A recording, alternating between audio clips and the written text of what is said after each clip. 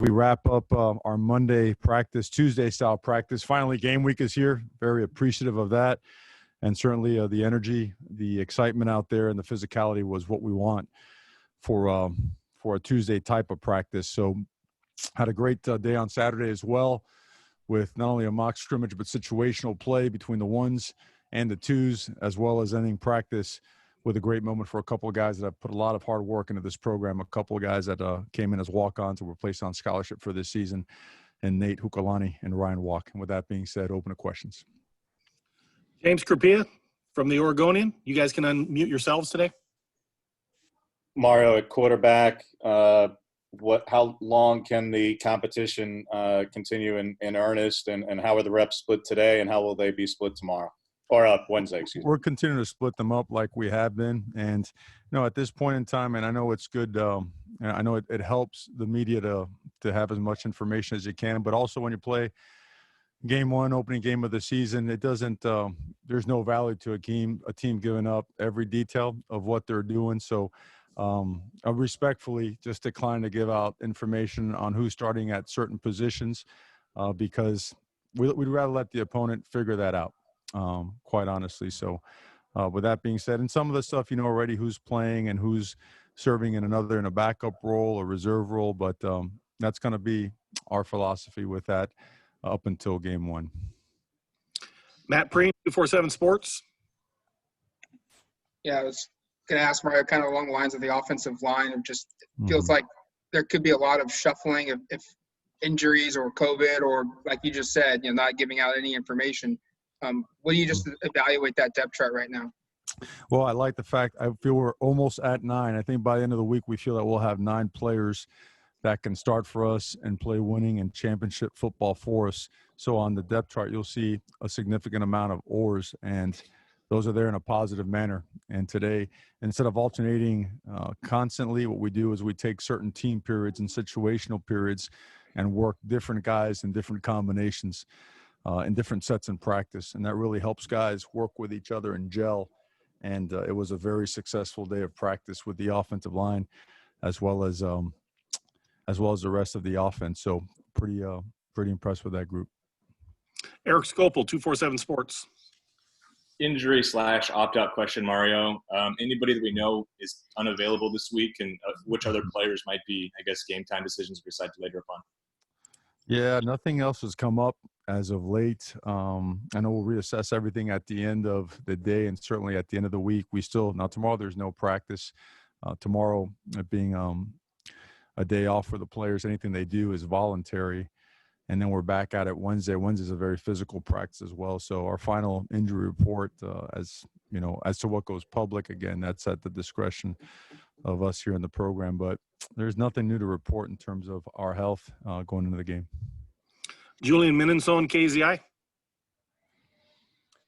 Mario, how much of last year's game do you watch from a film perspective, especially considering the turnover on both sides for you guys and for Stanford? How much do you watch from a film perspective? Can you take anything from that? It's always a good reference point just of where you were. We watch every year we possibly can on an opponent that plays an offense similar to us, or if we've ever matched up personnel-wise, right? You want to see how maybe some of your freshmen did against their freshmen, and now these guys are juniors and seniors. So it is a point of reference. Schematically, there's some carryover, but they've had an entire offseason to study us as we've had to study them. We've had to change at the coordinator position on offense. So it's a normal part of game planning. It is, and we'll certainly use it. But in terms of our game plan leaning on that specifically, we're very different than we were a year ago.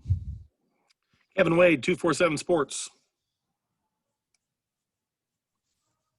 Hey, Mario. The depth chart list came on Thibodeau at both defensive end and Sam. How has he been working at both of those positions over the past few weeks? Well, he's a pretty versatile guy. He has a very firm grasp and understanding of our defense. We've been lucky enough and fortunate enough to develop a lot of guys on defense, so our depth has increased, and we want to get a lot of guys on the field. His understanding and knowledge allows that flexibility. He has excelled at both, and anything we could do to maximize production on defense, we're going to do. So he's done that, and we have, again, throughout our camp, which is not a normal camp, he's had plenty of reps at both of them. So we expect him to do really well at both positions. Ryan Thorburn, the register guard. Mario, last year Stanford struggled, which was uncharacteristic for David Shaw. He's had a lot of success there. They've had some opt-outs. It took them a while to get cleared for practice. What do you know about them? What are you expecting from Stanford in 2020? Well, I mean, they're always going to be one of the more talented teams in the conference and in the country, and we know that. They recruit at a high level. Their receivers are outstanding. They're extremely physical up front on both sides of the ball. You watch their offensive line last year. They had some young guys, but, I mean, there were so many games in conference where they physically took over games, and they're going to take the air out of the ball when they can, right? I mean, I think our game against them, we had 50, 55 offensive snaps. Their tight ends are always going to be big physical guys that are playmakers. Their quarterback last year, I believe he had over, 1,800 yards in the amount of play that he had, and his touchdown interception ratio was fantastic. This guy's a really good player that could do with his arms, with his feet. You look at their secondary, yeah, they lost a great player, but what they returned, just watching the way that they tackle, the way they cover, their length, their athleticism, I mean, it's a typical Stanford team. They have great coaches. Coach Shaw's done a great job with that program for a long, long time. So we're expecting their very best, and we're looking forward to this opportunity on Saturday. Warren Williamson, Oregon Duck Football News. Mario, on your two deep, when you went two deep, you had Dustin and Warren, we can't hear you. We're going to move on to the next person. You're breaking up. AJ Jacobson, Rivals. Coach, I see that you have Jamal Hill in there at nickel, and it seems like the emergence of Jamal has allowed you to shuffle some other guys, like have Verone at free safety because of that. Talk about his emergence and what it's meant to that secondary.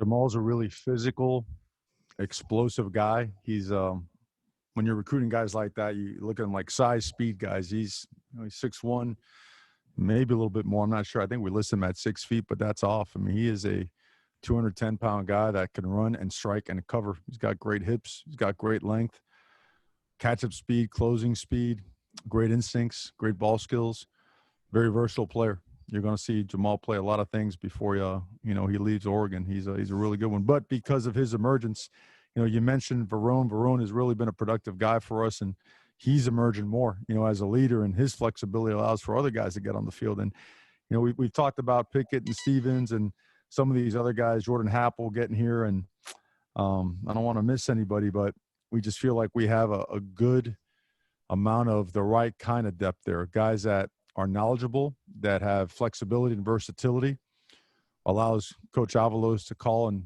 dial up some things that, that he has confidence in to keep offenses off balance. So, again, credit to Jamal and his coaches because they've done a great job preparing him for this season. James Crapia. Mario, going back to the O-line, not asking you to give anything away. I don't think anything on the depth chart is too surprising, but what is the determining factor? What will be the factor that determines between Ryan, Saleh, and George if there's three guys for two spots, and how much of that is contingent on Steven, who we heard was out but is now back at practice? Like, what are the factors that play into who ultimately does start in those spots? Well, Steven's not out. Steven's practicing, and he's all those guys are practicing with the ones. For us, the offensive line will always be that. I know a lot of people talk about the 5 best players independently, and our philosophy is the 5 players that play collectively the best together as one. And every single combination we have put together with the starting 5 has proven to be capable of being the guys that take that first snap. But what's also shown up in practice and in camp is that these guys deserve, can, and will all play. So determining factors, how we do it. We grade it. We assess it. Who can do certain things well? Where are the deficiencies? If they have things that may not suit what we're doing offensively, and everything that in Joe Moorhead's offense, these guys can do and do it well. So we don't see any chinks or kinks in any of these guys playing any of these positions, and looking forward to watching them play. Matt Preem. Mario, typically you guys have 3 non-conference games to kind of figure out where you are, and in this season you don't. And the margin of error is razor thin. Do you address that with the team of, hey, if we want to reach our goals of conference championship, making the playoff, you have to be at your best day one because of, there's no non-conference games for this league? Well, I don't think it helps you to talk playoffs now. I don't. I think we think as a program that your daily approach to your craft, the way you practice, the way you study, getting up early, eating right, taking care of your body, learning your playbook, being a positive impact on your teammates, pushing hard in practice, eating well again, taking care of your body, and getting to bed early and doing well in school. Those are the things that we hammer. I mean, the Saturday is going to be a byproduct of everything leading up to it, right? Talent acquisition, development, the process that goes with it. So I don't believe in doing anything but preparing. I guess the best way to put it is that like talent and experience does not equal preparation. It still has to be about your preparation, right? You have what you have. You got the players you have. You know what they do well. You feel like you're getting a feel for the identity of the team, and everything is geared towards that next minute, right? That day, being where your feet are. And we feel that that's our secret sauce. We're not a very magical operation. We're hard work and toughness and those kind of things. I'm sorry to bore you with that answer, but it's we just don't we don't overextend ourselves. You start looking way down there, that's when you're going to catch one right on the chin. So we stay grounded. Eric Scopel, 247 Sports. Mario, you've got George and Steven listed as oars at right and left tackle. I know you're not going to say who's going to start there, but what makes each of them good fits to those two spots? They're just really good tackles. They've also played really well at guard. I don't mean to throw some more oars in there and confuse anybody, but they just versatile. The way we have a real unique way for developing and grooming offensive linemen. Techniques and fundamentals are something that there's so much overlap in the way it goes from position to position with some subtleties and then some dramatic differences both. But, the base and the foundation and the core of O-line play is very similar. So these guys, when they get Coach Mirabal, they get a full dose of some high-level elite teaching. And I'm Coach Mirabal's GA. I just kind of help him out on the side, make sure those guys are right. But he does a great job, and what makes it work is that those players are completely in tune to what he's teaching and how he's teaching it. Kevin Wade, 247 Sports. Coach, a few of your assistants and some of the defensive players have talked about havoc rate. I was just curious how you guys measure that and like what stats play into that rate. To what? I'm sorry, I could not hear the havoc. question. Some of your assistants have mentioned havoc rate on defense. How do you guys calculate that, and what goes into that? It's a pretty intense meeting. Obviously they're always looking to force negative plays and turnovers and put the offense in situations where the percentages of conversion are very low, situations that lead to sudden change in our favor, and sometimes points in our favor created and executed by the defense. So the formula is pretty extensive. I think for a longer press conference, I'll bring the formula sheet and hand those out, but they're really detailed about that. They start their meetings with the importance of the football, of execution, of eye discipline. So I guess, it sounds chaotic, obviously, with the terminology, but at the same time, I can't emphasize enough the amount of detail and discipline involved with the way they formulate, in detail what they want out of that. Ryan Thorburn. Mario, when we talked to you after the August 11th announcement that the season was postponed, you tried to stay upbeat and all that, but, it was probably tough. What's it like now to be preparing for a game for you and your players? Incredible. We're very thankful. We're very grateful when you have something like this that all of a sudden it just stops. It's taken away, and for the right reasons, right? I mean, we're all going through something in the country right now, and we get it, but it's very difficult because you just identify with it at this time of year, like it consumes your entire existence. And all of a sudden, help me realize what a boring human being I actually am. But aside from that, glad to be back, really fired up to be back. love the processes, the way that they're in full swing. There's like there are no hiccups right now. It feels like we've been at it, and it needs to show on Saturday, right? All this stuff that we're doing needs to continue to accumulate and continue to boil and just continue to elevate so that come Saturday we're playing our best football. AJ Jacobson.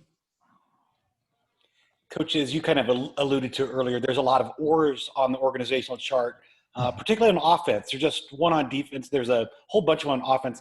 What would you say that's an indication of the fact that there's so many oars sitting there at this point? Yeah, the competition has really increased. There's some, part of it, there were more, and I don't want to say other positions were closed, but there was a lot more parity at certain positions, and guys have really taken it upon themselves to extend and push each other competitively to where they're making us, and this is a great thing, they're making us have difficult decisions to make, which is what you want. The last thing you want is to have a clear-cut choice and clear-cut separation that's so drastic that, something should happen that there's a huge drop-off at a certain position. So we see it as a positive, and we're excited about it. James? Mario, you mentioned have a great for your defense. Going back to last year's game, they caused 7 tackles for loss on just 54 offensive plays. That was by far the best rate against you guys last year. Other than the fact that Casey Tuhill was there and he's not now, how do you go about addressing something where they were very stronger than anybody at creating negative plays against you guys? Sure. Well, we dove into the RPO world, and we ran a lot of open edge runs, 2-man surface runs, and sometimes they got into their base run, the odd tight front, brought corner fire to boundary runs, nickel fire to some of the stuff to the field. We got chased down from behind sometimes, and the wide zone stuff out of the pistol. There were things there that were avoidable, and some things they just did a really, really good job. I mean, they are extremely sound, extremely physical, and when they get in their 4-3 stuff, they're penetrators. When they're moving in their odd stuff, the same thing. They whip it around all over the place. So we got to do a better job blocking them and scheming them. And certainly when you have the opportunity to make plays, you have to make them, because, again, you just don't have many opportunities. The play count against them has been extremely low, maybe the lowest in the country over the last several years. So there are no wasted plays to be had on Saturday. Cristobal. We haven't talked a lot about special teams, I think, this fall. Kind of talk about Tom and Camden and the camps that each of them had, and then you list 4 players as possibilities at punt returner, maybe the merits from all 4 of those guys. No, it's great that you bring that up. I want to highlight. I don't want to jinx anybody, but I mean, Tom is he's been doing an unbelievable job. Really excited to watch him play some live ball. He's come a long way, been through a lot. Tremendous person, great teammate. I know the entire team is excited about him, and hats off to Race. Also, Race has made that punting position a battle. He really has. And and all 3 kickers. Cam is definitely our kicker right now. He leads. And today that we had another competition in the middle of practice, taking 4 shots apiece, the whole team circling them and getting after him, making a bunch of noise, trying to distract them. And him and actually Cattleman got a shot today, and Cattleman was excellent today. He was excellent on Saturday, and Beatty has been as well. So those guys have improved as much or more than anybody in the program over the past several months. Did a really good job. Fired up for those guys and proud of them for their work invested. Matt Preem. Happel's listed at nickel and also at safety for you. Just what's the versatility you're expecting out of him this season? And it feels like a pretty significant addition so late in the, I guess, off season. Yeah, well, the good part is no training wheels for him, right? He understood the terminology right away and just walked in the door, and he's making he's making his calls on the back end. And then from a culture standpoint, tremendous amount of respect for the program over there that he came from. And I'm sure there's similarities in the way that we do things and the standards that we hold our guys to. So he's been a great addition in every sense. Very fortunate to have him here with us. We got time for 2 more. Let's go with AJ Jacobson. Coach, normally Stanford under Coach Shaw has been an offense that really packs guys tight into the formation, big bodies. This year it looks like they've got a quarterback that can really throw the ball too. What are you expecting out of that Stanford offense on Saturday? Everything, quite honestly, because you sum them up right there just perfectly. They do have a great quarterback that can make all the throws, and their wide receivers, they're about as good as we'll face this year and have faced in the past, and they have experience, and they're big, they're explosive, and they're fast. And this is a really good offensive line and big physical tight ends. You know, they multiple tight end sets, extra tackles in there, unbalanced formations, downhill gaps, gap schemes, counter schemes, two back power, two tight end, two back power, play action passes, and they'll spread you out and chuck it all over the place. And the quarterback could run. So their package is pretty extensive, and their personnel gives them a lot of flexibility, and maybe more flexibility than they have in years past. So there's a lot to prepare for. They have a lot of good athletes at these positions as well. So our defense, I know, is preparing as best they can because they know this is going to be a great opportunity. Last question to James.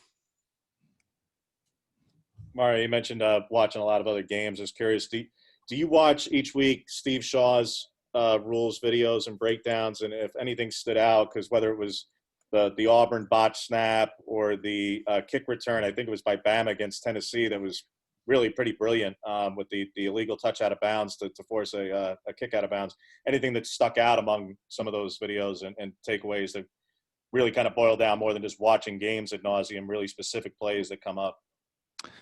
A lot of stuff has come up now in a short amount of time, and we do get those videos and we get those CAI reports as well, and you read through them, and it's almost like, you know, taking a test before the test. But I mean, the subtleties of making sure you don't line up on the snapper, right? You can't have your shoulder tips touching his shoulder tips, or all of a sudden a 4th and 1 missed field goal ends up being a first down for the offense if you break that rule, you know. And then some of the things involving substitution and the ability to substitute at a certain pace, or, you know, holding that other side of the ball to have to substitute at a certain pace. Those things there are some subtleties and some intricacies there that you can gain or lose an advantage if you're not in tune with the rules. So, but yeah, sure. It's very educational and very helpful, and certainly something we take a deep dive into all the time. Thank you, Coach. Appreciate your time. Okay, guys. Thank you very much. All right. Be safe and go Ducks.